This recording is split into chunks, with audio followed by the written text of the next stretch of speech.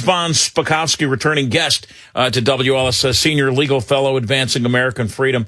Boy, yesterday we heard all about birthright citizenship upheld by the Supreme Court. Hans, welcome back to WLS. Well, thanks for having me back. So I guess the thing is here, we've heard it over and over again, the decision split, people saying that the framers could have never possibly imagined a situation where we are today with people either coming across Biden's border when he had it wide open or, Chinese women flying in here to have their kids. Rand Paul now says, well, you know what, we're going to amend the Constitution. That hasn't been done since 1992, and it's very hard to do. Where does all this end up?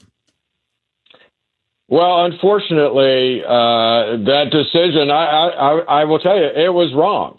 And if you doubt that, it's a long decision, right? But it's worth reading the dissents written by Justice Thomas and Justice Alito. They eviscerate the majority's opinion written by Justice Roberts. And the biggest thing they point out in great detail is Roberts' recitation of the history of the United States, and in particular the history of the Citizenship Clause of 14th Amendment, is totally wrong. It's completely wrong. Look, either he's intentionally doing that, or he ought to fire his law clerks who did his research because they're incompetent. And you know what Thomas says at the end is of his dissent is, I'm not sure that today's opinion will stand the test of time, and I think he's right. And what would change a constitutional amendment, as you've just pointed out, there have been hundreds proposed during our history, and only a few have been approved. There's no way you could get an amendment on this through 2/3 of the Senate and 3/4 of the state. All the blue states would oppose this. Democrats would oppose it, even some Republicans probably. About the only way this is going to get changed is if we have a change in the Supreme Court, because we had 3 dissenters, Thomas, Alito, Gorsuch. Kavanaugh was a half dissenter. Roberts and Amy Coney Barrett, along with the 3 liberals, said that's what the Constitution requires.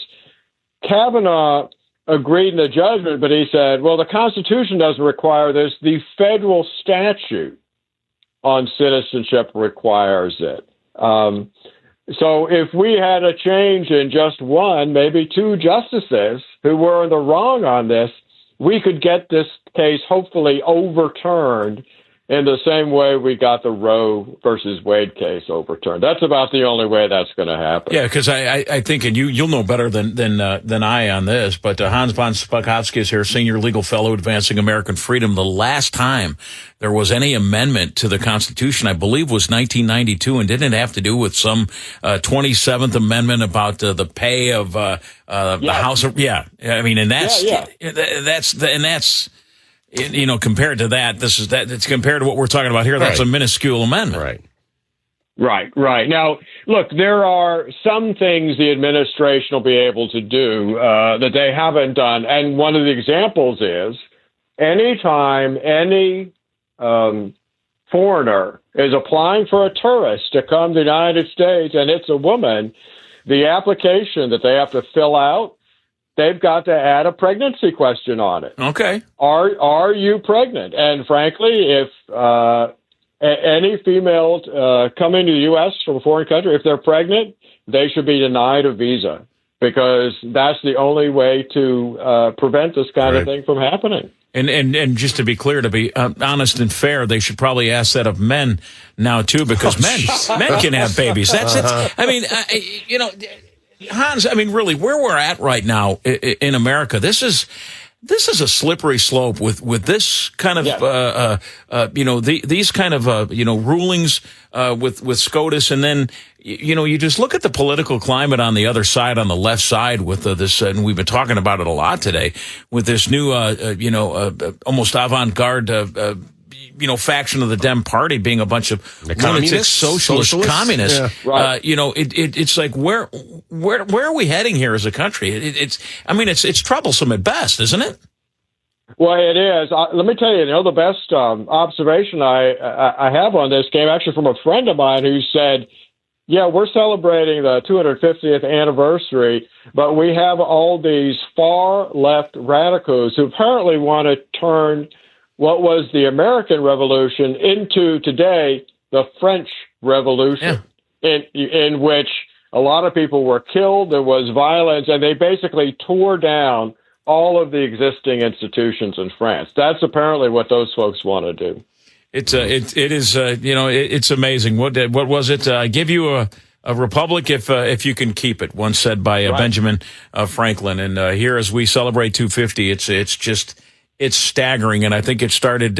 I think it started 20 years ago in schools when we started to take history lessons out, and we started to whitewash and take down statues, and this is bad. And all of a sudden, we're in this position where we're here talking about things like this. Anybody, you come over here, you're born here, you can partake in this, but everybody brings their. It used to be you come to America, or America was the great idea of freedom and success, and now it's like, no, just come here as long as you want to come, and you bring your ideology with you, and that's not necessarily the way it should be. At least that's the way I was taught. But you know what, Nick? I'm just an old chunk of coal. That's all I am. Hans, always nice to talk to you, my friend. Thanks for having me. Hey, and happy July 4th. Hey, and back at you. I know you're the kind of guy that'll blow off a lot of fireworks. Be careful with those digits, okay? I will. You'll find them. It's advancing American freedom. A lot of good stuff to read and glean from there, as we always do here on the Big 89. Coming up,